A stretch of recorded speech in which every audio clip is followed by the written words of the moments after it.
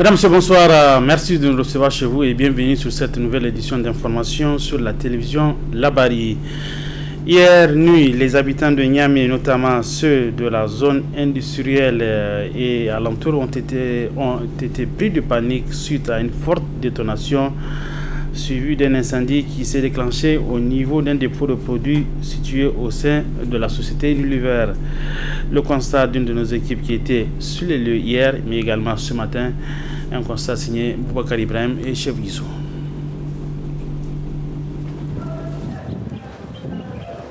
Et voici ce qui reste de l'entrepôt appartenant visiblement à un opérateur économique de la place après l'incendie qu'il a ravagé dans la nuit du vendredi 26 mai 2023. Il s'agit en effet d'un dépôt de marchandises dont la constitution est composée des insecticides, des sacs de riz et de produits pour l'hygiène menstruelle. Selon des informations, l'incendie s'est déclenché aux environs de 21h et aussitôt interpellés, les soldats du feu ont envahi le lieu à l'effet de circonscrire les faits perceptibles à des centaines de mètres à travers la ville. Un des responsables explique ce qui s'est passé. Aux environs de 21h50, nous avons donc été alertés pour un violent feu de magasin à la zone industrielle, à l'ancienne Unilever, à l'ancienne SPCN.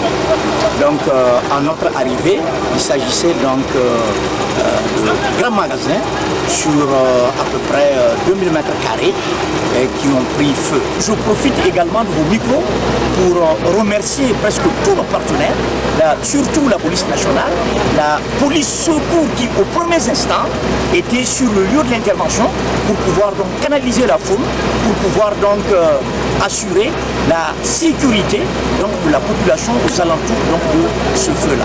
Quelles sont les origines de l'incendie? Quelle est la valeur des produits partis en fumée? Leur quantité? À ces questions, nous avons tenté de joindre témoins et responsables de lieux, mais en vain. Sidi Mohamed déplore le non-fonctionnement du dispositif sécuritaire prévu pour ce genre d'incident. Cet établissement est un établissement industriel, donc un établissement classé, et cet établissement a disposé en son temps de presque tous les équipements techniques permettant donc de lutter contre le feu. Mais aujourd'hui, ces équipements sont devenus obsolètes, ne fonctionnent plus, et c'est pour cela que vous voyez la nourrière de nos engins qui partent chercher l'eau pour revenir. Alors que normalement, nous devrons disposer de poteaux d'incendie ou de couches d'incendie nous permettant directement de raccorder nos tuyaux et donc d'opérer l'extinction. Donc c'est pour cela que vous avez vu le nombre d'engins, alors que nous n'avons pas besoin de tous ces engins-là. Il nous faut suffisamment d'eau donc pour noyer le feu et donc l'éteindre. Ainsi, c'est plus de peur que de mal. Aucune perte en vie humaine n'est à déplorer. Un important dispositif avait été placé en vue de garder à distance les curieux. À l'occasion du deuxième forum régional sur la stratégie de gestion des ressources du lac Tchad qui s'est tenu à Niamey du 23 au 24 mai dernier, nous nous sommes entretenus avec le gouverneur de la région de Difa. Il explique les perspectives de mise en place d'un pôle industriel de production et d'exploitation du poisson. On l'écoute. Et cette zone de la Tchad est exposée à plusieurs défis, à plusieurs challenges, tels que par exemple les inondations, le rétrécissement de cette zone qui est quand même une zone potentielle par rapport à l'exploitation halieutique, mais aussi par rapport à l'agriculture. Donc cette zone est soumise à beaucoup d'aléas climatiques qui font en sorte que nous devons anticiper, nous devons nous retrouver pour échanger par rapport à tout ce qui est stratégie à mettre en place en termes de perspectives pour pallier à toutes ces menaces sur le bassin de la Tchad. C'est un pôle extrêmement important. J'ai échangé déjà avec les hommes d'affaires au niveau des DIFA, mais aussi avec les cadres techniques sur le terrain pour vraiment les inviter à s'organiser afin qu'on puisse mettre en place un pôle agro-industriel par rapport au poisson, produire le poisson et mettre en place des unités industrielles de conservation, mais aussi de transformation de poissons.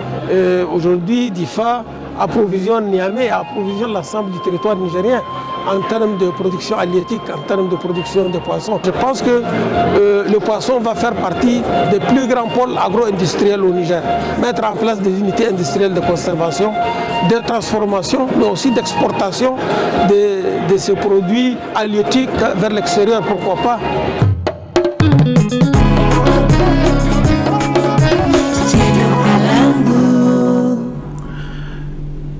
Et la suite de cette édition d'information, l'auditorium Sani Bako du ministère des Affaires étrangères de Niamey a abrité ce matin une rencontre entre le Conseil supérieur de la communication, les responsables des médias et les représentants des partis politiques autour des élections législatives partielles de la diaspora.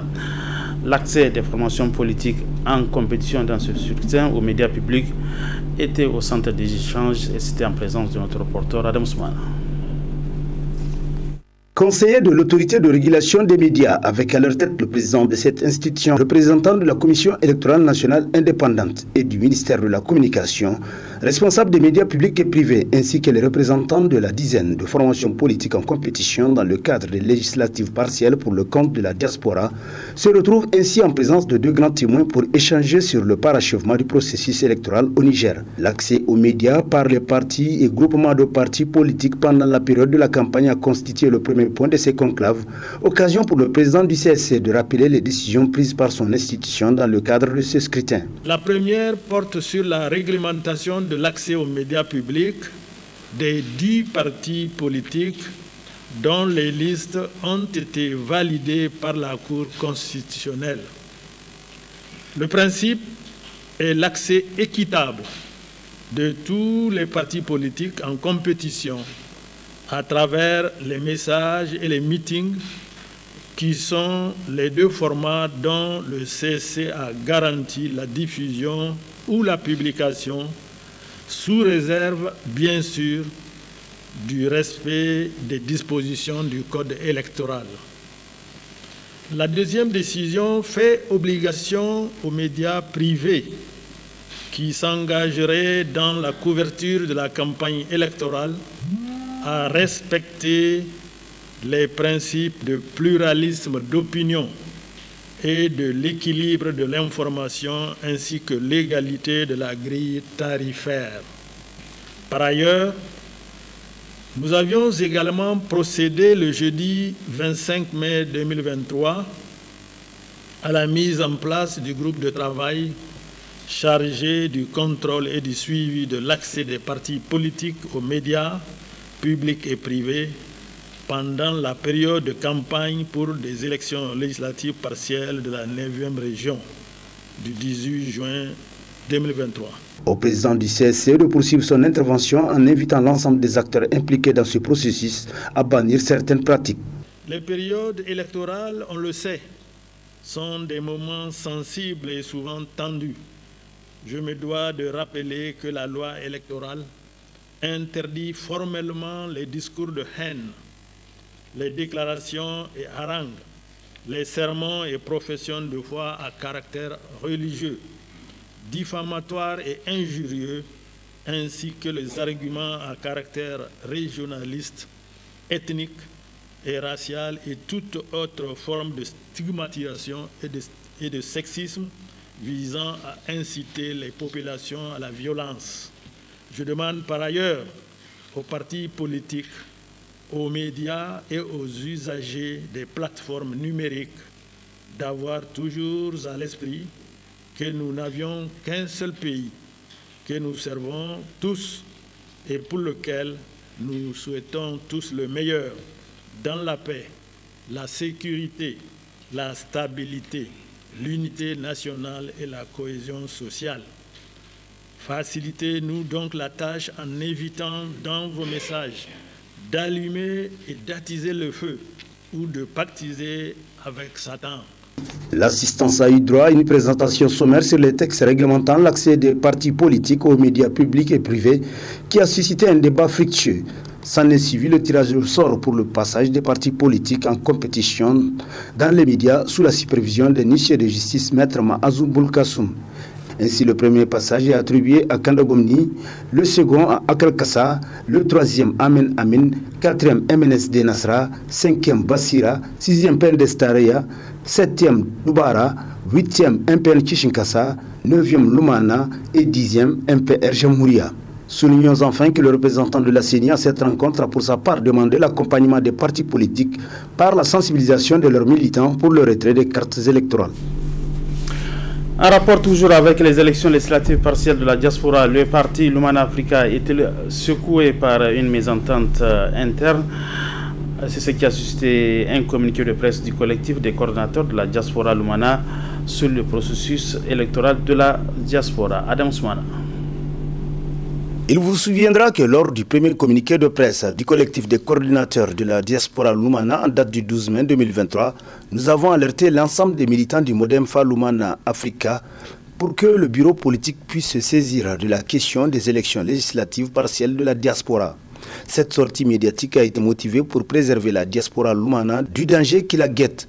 Volontairement créée, on ne sait pour quel but. Lors de la dernière sortie des militants de la coordination du Ghana, le dimanche 21 mai 2023, nous avons découvert une fois de plus, mais sans surprise, que le directoire, organe créé par le Bureau politique national chargé des élections de la diaspora, s'est substitué à la coordination du Ghana en remplaçant les représentants désignés par la dite coordination à la commission administrative et à la CENI locale en violation des dispositions de notre parti. La question que tous les militants se posent, c'est quoi l'objectif visé par cet organe, surtout que nous savons tous qu'une direction de campagne a existé pendant les dernières élections. Une direction de campagne qui a été remarquable dans sa mission. Pourquoi le Bureau politique national a choisi de ne pas reconduire cette même direction? Le plan en cours d'exécution par le directoire et ses complices a été visiblement planifié de longue date et l'objectif visé est de fragiliser la diaspora Lumana. Cette diaspora, qui est envié par tous les autres partis du Niger, continuera à résister à ces tempêtes internes tant que son président historique, son Excellence Hama Amadou, continuera à exister dans le jeu politique. Cette destruction planifiée de la diaspora n'aura pas lieu, Inch'Allah. Comment comprendre que certains membres du parti osent planifier une déstabilisation du principal fief du parti dans la diaspora en pleine élection? Pour ces raisons, nos collectifs de coordinateurs des pays suivants, Belgique, Burkina, Cameroun, France, Ghana, Mali, Maroc, Tchad, Sénégal, États-Unis, principalement concernés par les élections partielles, demandons au Bureau politique national de regarder de très près et en toute urgence la situation créée par le directeur chargé des élections de la diaspora, au sein de la diaspora Lumana en général et dans la coordination du Ghana en particulier, et d'y mettre fin en dissolvant cet organe de désunion. Ce cri de cœur est lancé pour sauver les élections à venir afin que la diaspora Lumana puisse se retrouver dans l'unité et sauver sa place de premier parti du Niger au niveau de l'extérieur. Nous apportons tout notre soutien à l'autorité morale du parti, son Excellence Hama Amadou, le collectif des coordinateurs de la diaspora Lumana, Belgique, Burkina, Cameroun, France, Ghana, Mali, Maroc, Tchad, Sénégal, États-Unis. L'actualité dans nos régions, dans le cadre de la vulgarisation du répertoire des conventions minières et pétrolières signées par la République du Niger, le ROTAB a organisé le jeudi dernier à Tillabéri une journée de sensibilisation à l'attention des populations de la région du fleuve. Et c'est à la mairie de Tillabéri qui a abrité cette rencontre à mettre à l'actif du ROTAB en partenariat avec le Pagode. Le résumé avec Adam Soumana sur des images de Jubonou. Sensibiliser les populations et autres acteurs des communes d'intervention du Pagode sur le répertoire des conventions minières et pétrolières signées par le Niger de 2008 à 2019, tel est l'exercice auquel s'adonne le réseau des organisations pour la transparence et l'analyse budgétaire ROTAB à travers cette rencontre dans la capitale du fleuve Tillabéri. Ainsi, différents responsables régionaux ont pour les uns présenté la situation des conventions minières dans la région et souligné les objectifs assignés à la présente activité pour les autres. Ça rentre dans le cadre de la redevabilité quand même qui doit y avoir entre les responsables en charge de la gestion des ressources du pays et les citoyens. Le deuxième objectif, c'est un objectif de transparence. La transparence qui doit caractériser la gestion, des affaires publiques, la gestion des ressources minières. Et le troisième objectif, c'est un objectif d'accessibilité à l'information pour les citoyens. Le permis de recherche en vigueur, actuellement, dans la région, il n'y a que 25 que je vois. Il n'y a que 25, alors que quand on prend les autorisations, on a plus de 150. Ça, c'est au moins. Au moins. Donc, vous voyez. Et c'est là-bas que beaucoup de gens s'intéressent actuellement, parce que là-bas, c'est l'exploitation. Mais la recherche, il faut venir investir, chercher. Et vous voyez, beaucoup de gens, quand ils ne trouvent pas, donc ils vont plier leur bagage et puis ils vont s'en aller. Notons que le ROTAP est appuyé dans cette démarche par le programme d'appui à la gouvernance démocratique PAGOD, dont la représentante a bien voulu notifier leurs attentes à l'issue de ces échanges. Quelqu'un qui a signé, il a cherché, il n'a pas trouvé son bar, donc l'État n'a rien. Ça, c'est une information très importante que nous devons savoir garder, la travailler. Maintenant, comment faire pour que ceux qui viennent chercher là, ils restent. Et c'est pour ça qu'on vient vers vous. Que vous faites des propositions, ceux qui sont là, qui ont cherché, qui ont trouvé, ou qui n'ont pas cherché, ou plutôt qui ont cherché, qui n'ont pas trouvé.